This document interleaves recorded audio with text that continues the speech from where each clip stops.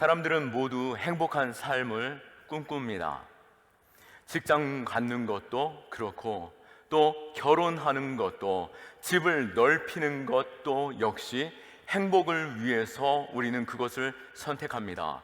그렇게 하면은 행복할 것이다 라고 생각하기 때문인 것이죠.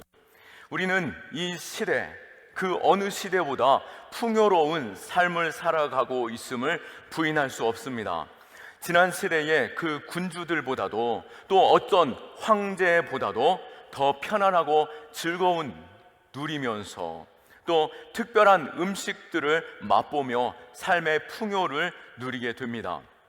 그러나 우리의 삶의 만족은, 참 행복은 어쩌면 우리와 조금 거리가 먼 듯 느껴지는 것은 왜일까요? 행복을 꿈꾸고 열심히 노력을 하는데 우리는 왜 행복에 이르기가 어려울까요? 어쩌면 우리가 그 길을 엉뚱한 데서 찾고 있기 때문이 아닐까 생각해 보는 것입니다.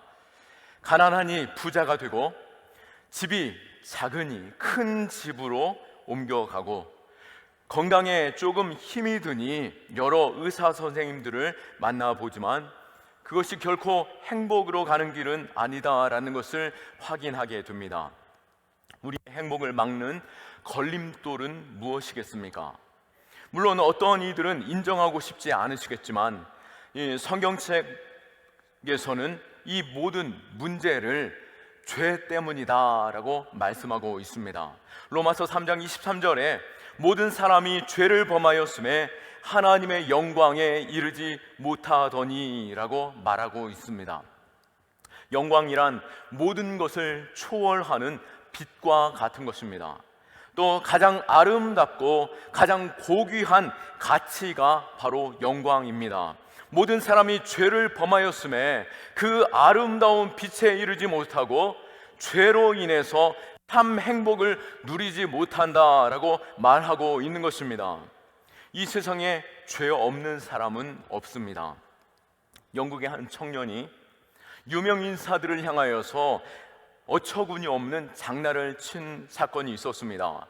사회 명사들에게 다음과 같은 짧은 내용의 메시지를 보낸 것입니다. 모든 것이 들통났다, 도망쳐라 라고 하는 메시지였습니다.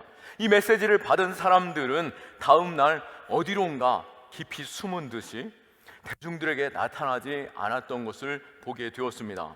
누구랄 것 없이 모두가 자기만의 숨겨진 죄가 있었기 때문인 것입니다. 혹 이 자리에 앉아있는 여러분에게 물을 때에 나에게는 정말 숨겨있는, 또 모두에게 떳떳할 만한 그러한 삶으로 살아가고 있는지, 그럴 만한 또 죄가 있지 않는지 생각해 볼 수 있기를 원합니다. 수많은 사람들이 사랑하고 또 고귀한 삶을 살아갔던 이 테레사 수녀님은 어땠을까요?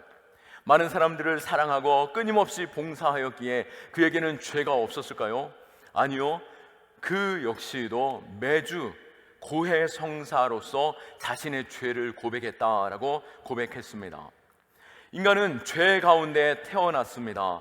첫사람 아담이 죄로 인해서 그가 죄를 범함으로 그가 모든 인생의 대표가 되기에 그의 죄로 인하여 모든 인류는 원죄를 가지고 태어납니다. 그 어떠한 철학이나 종교, 돈, 사람도 그 인생의 행복을 가로막는 이 죄의 문제를 스스로 해결할 수 없는 것입니다.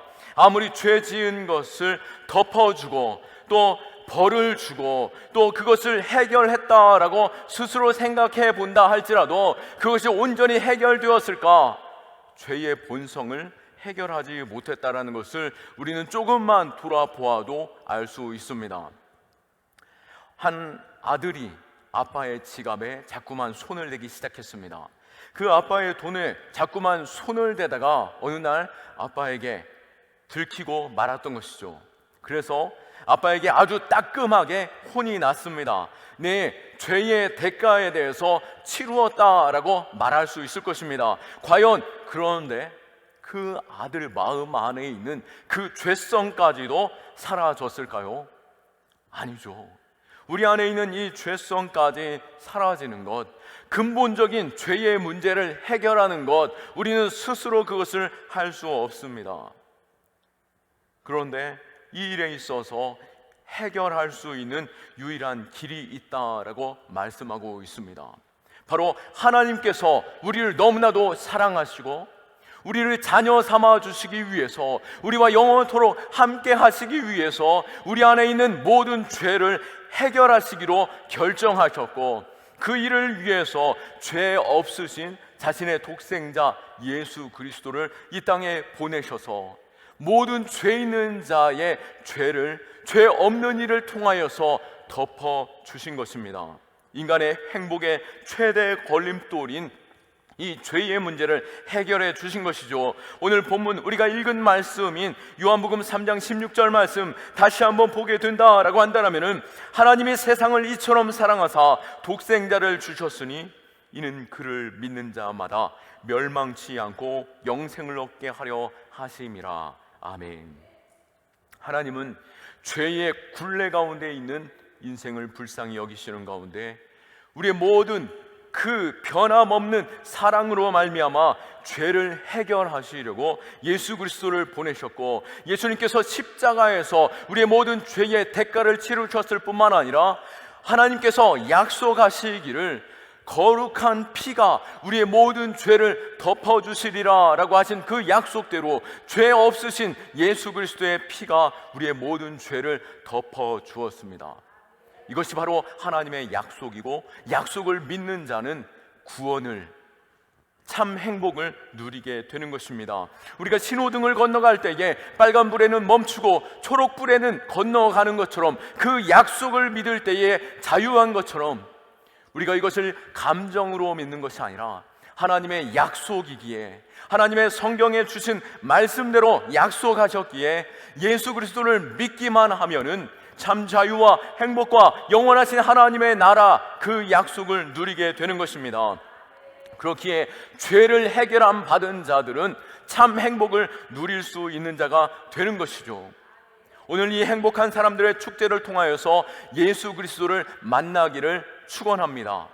그리고 예수님을 내 마음의 주인으로 모심으로 인하여 참 자유함 속에서 예수 그리스도의 그 공로로 말미암아 영원하신 하나님의 나라의 기쁨을 누릴 수 있기를 축원합니다. 오늘 꼭 예수님을 만나는 그러한 삶의 문제, 그리고 예수님을 만남으로 인해서 모든 삶의 문제조차도 해결함 받기를 원하는데요, 예수님 만남으로 인해서 해결되어지는 삶의 문제가 무엇일까요? 먼저는 마음의 평화가 찾아옵니다. 사람이 아무리 잘 살아도 마음이 편하지 않으면 그것은 지옥과 같은 것이죠. 우리 가운데 이 마음의 평화를 잃어버림으로 인하여 답답한 중에, 얽매인 가운데 모든 것에 있어서 힘겨워하며 처절하게 사시는 분도 있을 겁니다. 지금 이 시대는, 이 사회는 어떻습니까? 자본주의 사회의 생존 경쟁의 그 치열함 속에서 피 흘리며 살아가고 있고, 또 세계 금융 위기로 인해서 우리는 불안함 중에서 우리는 답답함에 살아가고 있습니다. 또 극심한 스트레스 가운데 살아가고 있죠. 또 어떻습니까? 이 코로나19 상황 속에서 여러 가지 질병 가운데 그것이 자꾸 늘어남으로 인하여 불안해하고 있습니다. 또 폭발적인 정보 홍수 속에 있음에도 불구하고 마음의 안정감이 사라졌고, 정의와 공평을 외치고 있지만 여전히 우리는 혼돈과 불확실함 속에 살아가고 있습니다. 또 어떤 이들은 삶의 복을 위해서 돈을 주고 이름도 바꿔보고, 또 부적을 써서 지갑에 넣어보기도 하고 베개에 넣어놓기도 하지만 어떻습니까? 자신의 인생을 귀신에게 사로잡혀 그 몸 하나 제대로 가누지 못하는 이들이 써준 그 이름과 부적이 과연 우리에게 행복을 전해줄 수 있는 부적이 될 수 있을까요? 참 평안을 누릴 수 있을까요? 이 얼마나 어리석은 일입니까? 그런데 이 모든 것들을 해결하신 분이 계십니다.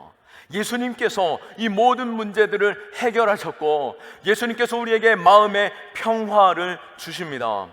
4세기의 성 어거스틴은 인생의 목적이 무엇인지를 깨닫기 위해서 젊은 날에 방황을 시작하게 되었습니다.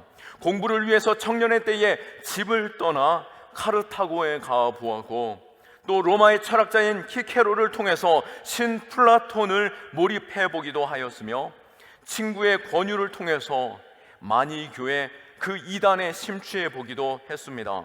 그런데 자신에게 가장 절친한 친구의 죽음을 보면서 그 인생의 허무함에 빠져 보았고, 또 방탕하게 삶을 살아가면서 자신의 모습에 깊은 회의감에 빠져보기도 했습니다. 그 무엇을 붙잡아 보아도, 그 무엇을 경험해 보아도 자신의 삶에 만족이 없었고 마음에 평강이 없었습니다. 그러던 어느 날 그가 성경책을 보게 되었고, 그것을 꺼내어 펼쳐본 로마서의 말씀을 읽던 중에 하나님을 인격적으로 경험하게 되었습니다. 성 어거스틴은 바로 하나님이 나를 향해 얼마나 사랑하시고 어떠한 계획을 가지고 계신지를 경험하면서 회심하게 되었고, 그 마음의 고백론을 통해서 그가 이렇게 고백했는데요. 하나님, 당신을 위해 우리를 창조하셨으므로 우리의 마음이 당신 안에 머물기까지는 평안이 없었습니다. 주님이 내 안에 임하심으로 내가 참 평화를 누립니다 라고 고백하게 된 것이죠. 세상 무엇을 경험해 본 후에, 세상의 그 깊은 절망조차 맛본 후에 참 평안을 얻었던 그의 고백처럼 우리 역시도 예수 그리스도를 만남으로 참 평화를 누릴 수 있기를 축원합니다. 예수님께서는 자신의 그 평화와 화평을 위해서, 우리에게 그 평화를 주시기 위해서 이 땅에 오셨다라고 말씀하시면서 내가 주는 평화는 세상의 것과 다르다라고 말씀하셨고, 마태복음 11장 28절 말씀에 수고하고 무거운 짐진 자들아 다 내게로 오라, 내가 너희를 쉬게 하리라 라고 말씀하십니다. 예수님을 만나 보십시오. 그곳에 우리는 참된 평강을 누리게 될 것입니다. 또한 예수님을 만나게 되면은 우리 인생의 모든 일들이 잘 풀리는 것들을 보게 될 것입니다. 예수님을 만나면 죄의 문제가 해결을 받고, 또 천국에 가는 것에 있어서는 더 이상 문제되지 않는 것이죠. 하나님의 약속이기 때문입니다. 그리고 마음의 평화를 얻었고, 또 이 땅에 살아갈 때에 잘 되는 복을 누리게 될 것입니다. 요한복음 10장 10절 말씀에 내가 온 것은 양으로 생명을 얻게 하고 더 풍성히 얻게 하려 하심이라 라고 말씀합니다. 양과 같은 우리에게 예수님께서 오신 이유는 우리에게 생명 주시기 위함뿐만 아니라 이 땅을 살아갈 때에 그 풍성함을 누리게 하시려고 오셨다라고 약속하셨습니다. 그 풍성함 누린다라고 하는 것은 일이 잘 된다라는 뜻이고 형통케 된다라고 하는 뜻인 것입니다.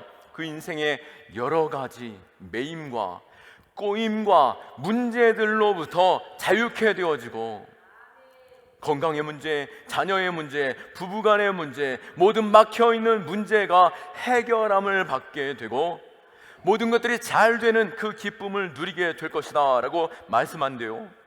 예수님을 믿으면 모든 매인 문제가 해결되고 뿐만 아니라 삶의 풍요로움을 누리게 될 것입니다. 에베소서 2장 3절에서 5절 말씀에 보면은 전에는 우리도 다 그 가운데에서 우리 육체의 욕심을 따라 지내며 육체의 마음에 원하는 것을 하여 다른 이들과 같이 본질상 진노의 자녀이더니 긍휼이 풍성하신 하나님이 우리를 사랑하신 그 큰 사랑으로 인하여 허물로 죽은 우리를 그리스도와 함께 살리셨고 너희는 은혜로 구원받은 것이니라. 아멘. 우리는 세상 사람들과 똑같이 살아가고 그 욕심 가운데 많은 것을 원하고 붙잡아 보지만 그것은 결국 어떻습니까? 결국 심판에 이르는 진노의 자녀들과 똑같은 삶이었다라고 말하고 있는 것입니다. 그러나 그 진노 가운데에서 자유케 되어지는 것, 그것은 바로 예수 그리스도를 만날 때, 주님을 만나는 그 풍성하신 하나님의 긍휼로 말미암아, 그 큰 사랑으로 말미암아 우리는 행복한 삶을 사게 됐다라고 말씀하고 계시는 것입니다. 오늘 예수님을 만날 때 우리의 모든 진노와 모든 매임은 끊어지고 하나님의 그 풍성한 사랑과 은혜를 누리게 될 것입니다. 어떻게 우리는 그 풍성함을 누릴 수 있겠습니까?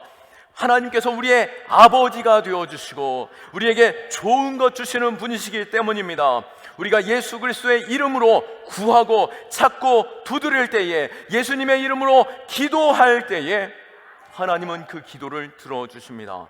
마태복음 7장 7절에서 11절 말씀에 구하라 그리하면 너희에게 주실 것이요, 찾으라 그리하면 찾아낼 것이요, 문을 두드리라 그리하면 너희에게 열릴 것이니 구하는 이마다 받을 것이요, 찾는 이는 찾아낼 것이요, 두드리는 이에게 열릴 것이니라. 너희 중에 누가 아들이 떡을 달라 하는데 돌을 주며 생선을 달라 하는데 뱀을 줄 사람이 있겠느냐? 너희가 악한 자라도 좋은 것을 자식에게 줄 줄 알거든 하물며 하늘에 계신 너희 아버지께서 구하는 자에게 좋은 것 주시지 않겠느냐? 하나님이 내 아빠, 아버지심을 믿으시기 바랍니다. 예수를 믿는 믿음이 우리로 하여금 하나님의 자녀가 되는 권세로 우리에게 주어지게 되었고, 우리는 예수 그리스도를 믿음으로 말미암아 하나님의 자녀된 자로 하나님께 구하고 찾고 두드릴 뿐만 아니라 하나님은 우리가 무엇을 먹는지, 무엇을 마시는지, 무엇을 입는지 관심 가지시고 좋은 것 주시는 분이십니다.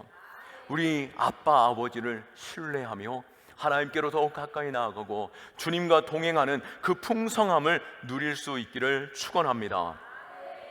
또한 예수님을 만나면, 예수님과 함께 동행하면 죽음의 공포조차도 넘어가게 되는 것입니다.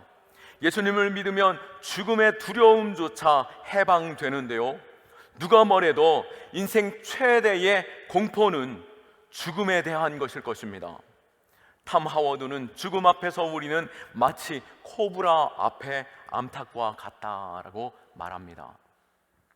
자신의 병아리들을 품에 안고 자신이 죽어줄 수밖에 없는 그 상황, 아무런 힘을 발휘할 수 없는 그 상황이 바로 죽음 앞에 놓여 있다라고 하는 것이죠.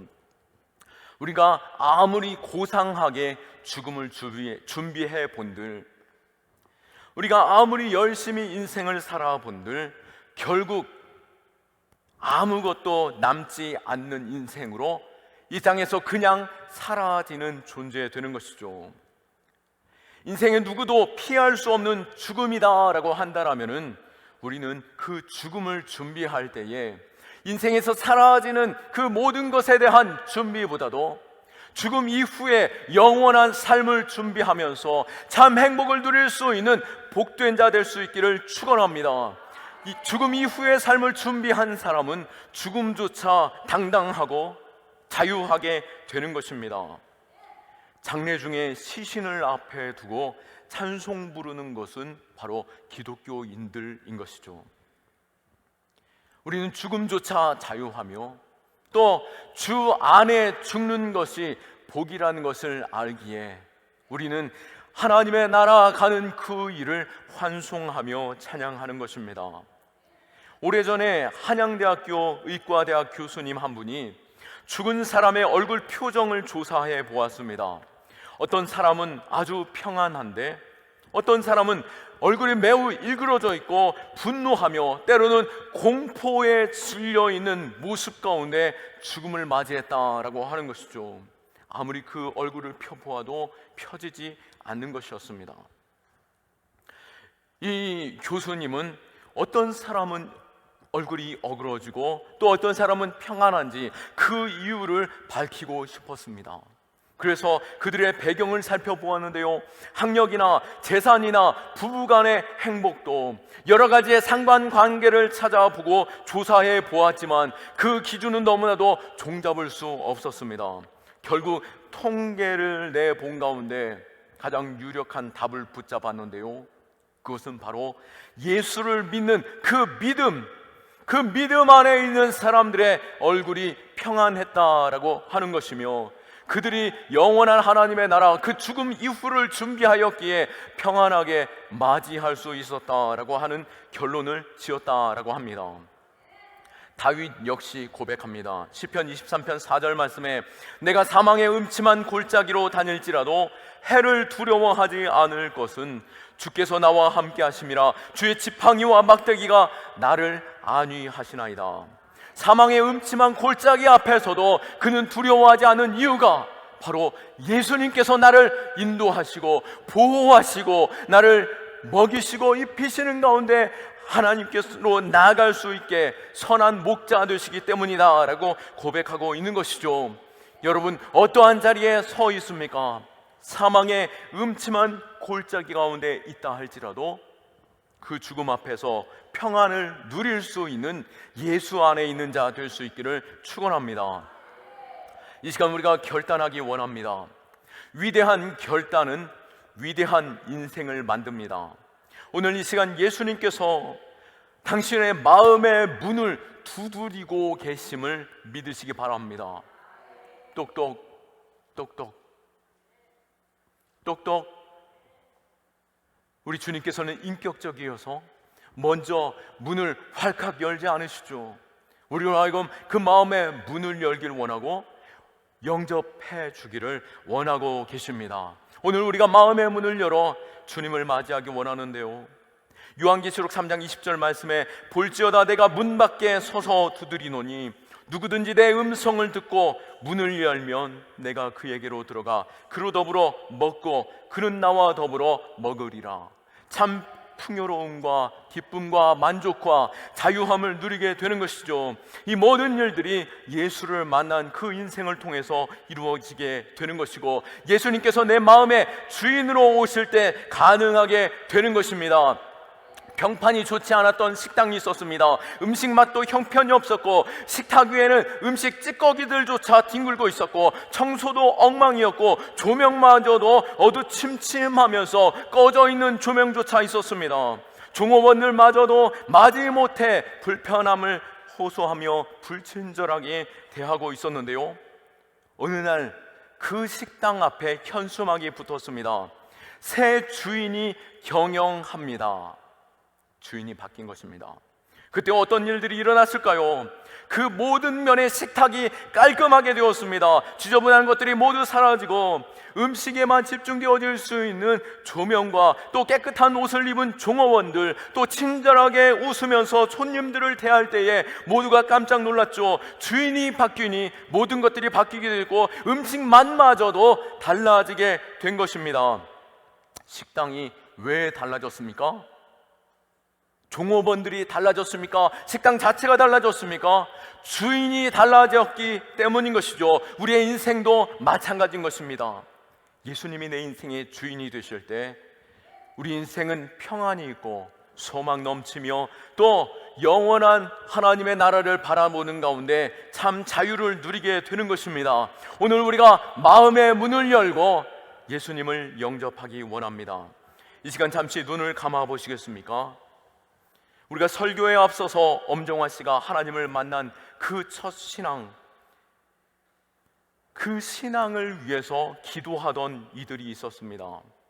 오늘 우리도 여기에 오신 한 분 한 분을 놓고 지난 3월 첫 주부터 그 이름을 올려놓고 함께 기도하기를 멈추지 않았습니다. 그리고 준비한 선물, 최고의 선물을 이 자리에서 말씀드리는데 예수 그리스도이신 것이죠. 예수님을 만나고 예수님께서 내 삶의 주인 되실 때에 우리의 인생이 바뀌게 되는 것입니다. 오늘 오신 분 가운데 유일하신 예수님, 그 예수님을 내 마음에 초청하기 원하신 분 계십니까? 살짝 손을 들어서 표시해 주시겠습니까? 손만 들어서 표시하겠습니다. 예수님 내 마음에 찾아오세요라고 말씀하시고 고백하는 분 손바닥만 살짝 드셔도 좋습니다. 네, 감사합니다. 네, 감사합니다. 네, 감사합니다.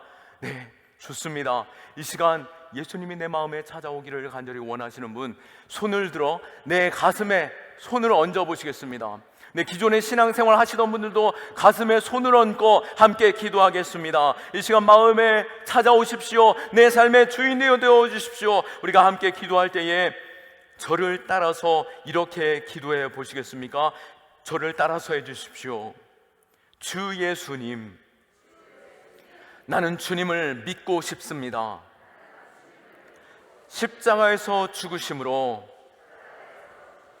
내 죄값을 담당하시니 감사합니다.